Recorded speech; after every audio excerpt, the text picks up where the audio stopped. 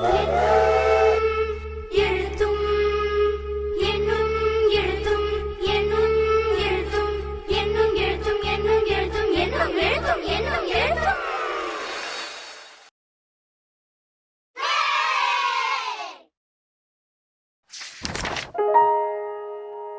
என்னும் எழுத்தும்.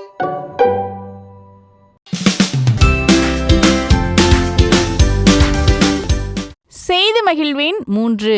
மொட்டநிலை மாணவர்களுக்கு முந்தைய நாள் செயல்பாடான கழிப்பதால் கிடைக்கும் எண்களின் அமைப்புகளை நினைவூட்டி அதற்கான பயிற்சிகளை மேற்கொள்ள செய்யணும். பெருக்குவதால் கிடைக்கும் எண் அமைப்புகள்.